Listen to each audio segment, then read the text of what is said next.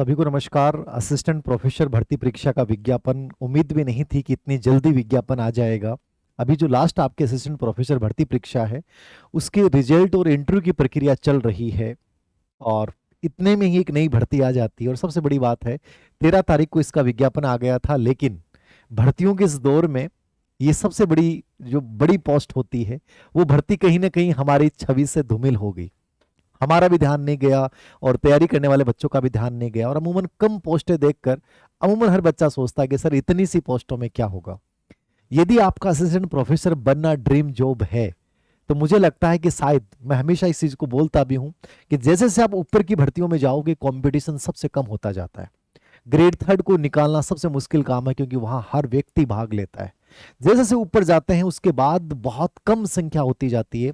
तो जो बच्चा सच में असिस्टेंट प्रोफेसर बनने का सपना देखता है, मुझे लगता है कि यदि वो ये सोच रहा है कि सर मुझे इसमें बनना है, तो ईमानदारी से यदि वो 1 साल इसके ऊपर वर्क करता है, इसमें हो या ना हो, लेकिन आपको किसी भी स्टेट में भी असिस्टेंट प्रोफेसर की भर्ती परीक्षा आती है, या मान लीजिए क्योंकि कॉलेज एजुकेशन में बहुत ज्यादा पद खाली हैं।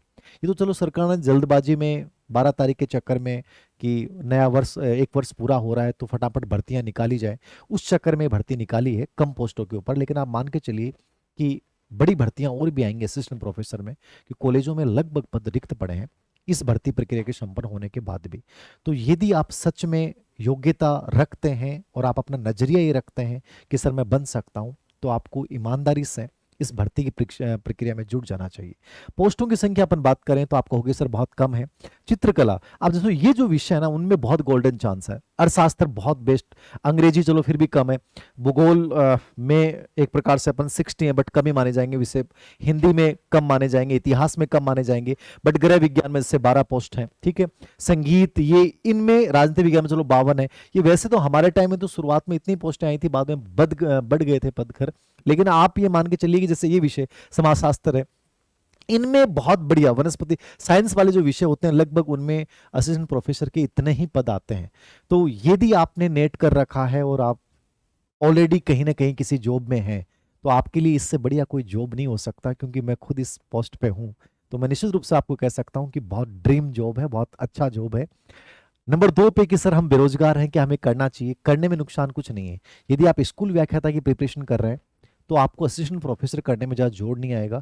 कुछ चीज़ें थोड़ी सी साथ में जोड़नी थी, टाइम मिल जाता दोनों के बीच में, 3 महीने 4 महीने का, तो तुम आराम से कर जाओगे।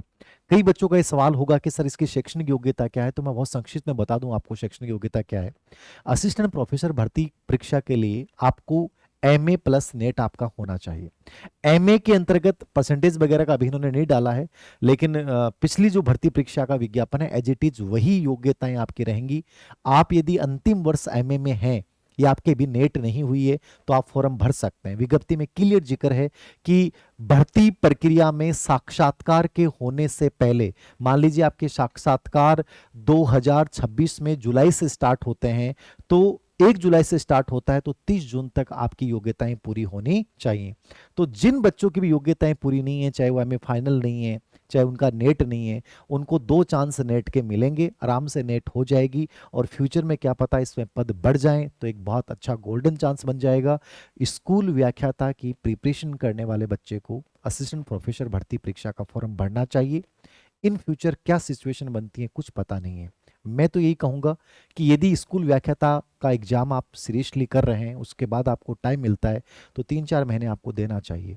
और आपको लोग यदि कहते हैं कि नहीं, तो बहुत बड़ा सिलेबस होता है, ये करना, सब बकवास बातें। मैंने कहा जितनी ऊपर की एग्जाम है उतनी ही आसान होगी, ये ईमानदारी से मैं कह रहा हूँ। उतना ही कम कंपटीशन होता है, क्योंकि हर कोई बच्चा असिस्टेंट प्रोफेसर भर्ती परीक्षा की तैयारी करने के बारे में सोचेगा ही नहीं।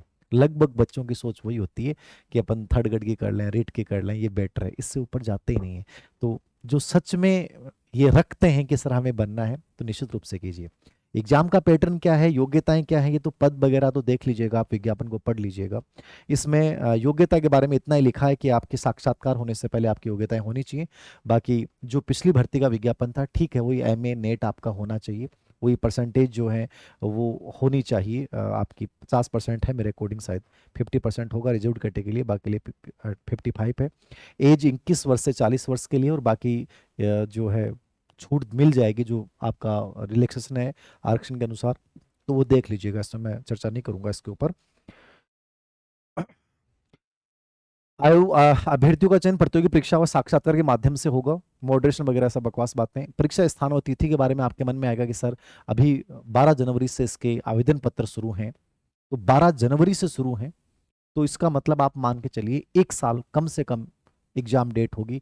तो वो नवंबर, दिसंबर, जनवरी, फरवरी कभी भी आ जाए। उसके बाद इंटरव्यू। एक सिंपल सी बात याद रखिएगा, असिस्टेंट प्रोफेसर भर्ती परीक्षा का मतलब आपको पेशेंस रखना पड़ेगा। एक लंबा टाइम, 1.5 साल 2 साल इसमें लग जाते हैं साक्षात्कार होने के बाद तक। आपके पास एक ऑप्शन जरूर होना चाहिए, आप साथ में लेके चलिए, लेकिन बाकी कोई और कंपटीशन को भी साथ लेके चलिए। केवल असिस्टेंट प्रोफेसर भर्ती परीक्षा के भरोसे आप आगे नहीं बढ़ सकते। आपके पास कोई ना कोई माध्यम और दूसरा होना चाहिए, कोई ना कोई नौकरी या कोई दूसरी तैयारी आप साथ में करिए, ज्यादा बेटर ऑप्शन रहेगा इसके लिए। 12 जनवरी से 10 फरवरी तक आप आवेदन कर सकते हैं, और आवेदन की प्रक्रिया वगैरह आपको बता रखी है ऑलरेडी, ठीक है। ये मैं इसकी चर्चा नहीं करूंगा। हाँ, ये आप देख लीजिएगा एग्जाम पैटर्न क्या है। तो एग्जाम पैटर्न बहुत सिंपल सा होता है इसका। एग्जाम पैटर्न में ये है कि आपका फर्स्ट पेपर जो है वो सब्जेक्ट का होगा 75, दूसरा पेपर भी आपका सब्जेक्ट का होगा 75, ठीक है। और जनरल स्टडीज ऑफ राजस्थान यानी ये 50 मार्क्स का ये होगा। टोटल 200 नंबर है। 200 प्लस 24 जो होते हैं वो आपके इंटरव्यू होते हैं, यानी 224 नंबर का पूरा पैटर्न रहता है। अब आप कहेंगे कि सर 24 नंबर जो आपका इंटरव्यू है कि उसका क्या रोल है। देखो, इंटरव्यू का रोल तब है जब यहाँ आपके नंबर कम आते हैं, वरना यदि आप यहाँ पे 200 प्लस 24, ठीक है ना, आप ये मान के चलिए असिस्टेंट प्रोफेसर भर्ती परीक्षा के हर परिणाम को उठा के देख लीजिए, लगभग जो परिणाम रहता है हिंदी में तो रहता है सबसे बेस्ट ज्यादा, है ना। हिंदी में 150 प्लस रहती है मेरिट लगभग हर बार, इस बार जैसे 162 के आसपास रही है। बाकी इतिहास, पॉलिटिकल, ज्योग्राफी, इनमें सब में लगभग 135 से लेकर 145 के मध्य जो है इसमें सिलेक्शन हो जाता है, 150 के मध्य हो जाता है। ये पोस्टें कम है तो थोड़ी सी और ज़्यादा जा सकती है।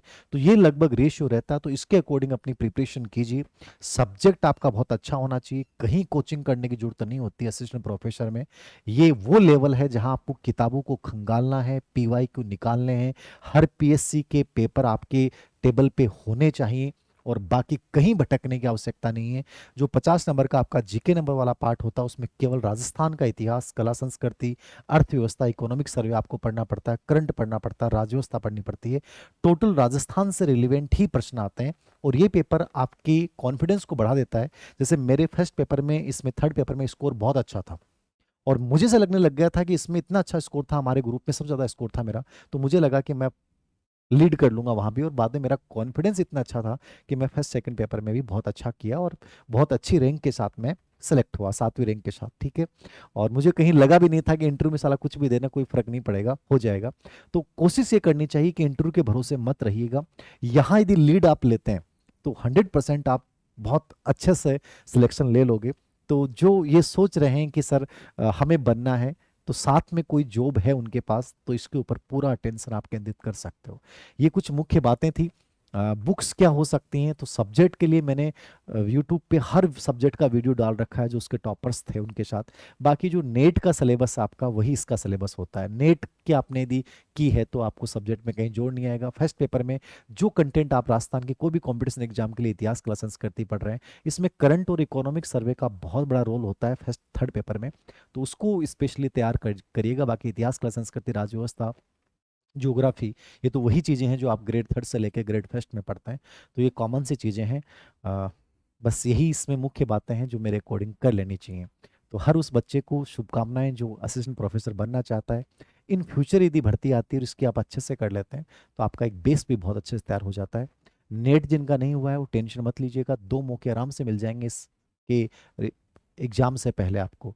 तो आप तो भरिए फॉर्म, और जब नेट हो जाए तो इसकी तैयारी भी कीजिए, और जिनकी नेट हो चुकी है वो आराम से इसका एग्जाम दें। बहुत सारी शुभकामनाएं। इससे रिलेवेंट हमने अवनी एजुकेशन ऐप पे थर्ड पेपर का एक जीके का कोर्स भी जारी कर रखा है। कोर्स की भी मुझे लगता नहीं कि कोई आपको जरूरत पड़ेगी। इस लेवल पे जब बच्चा आ जाता है तो सेल्फ कर सकता है, और थोड़ा सा करना भी चाहिए। और यहाँ यदि आप कोचिंग कर रहे हैं तो मुझे लग रहा है कि बेको भी भरा कदम होगा, टाइम वेस्ट होगा, क्योंकि यहाँ इतनी समझ आ जाती है कि मुझे किस पार्ट में से क्या पढ़ना है। Thank you very much.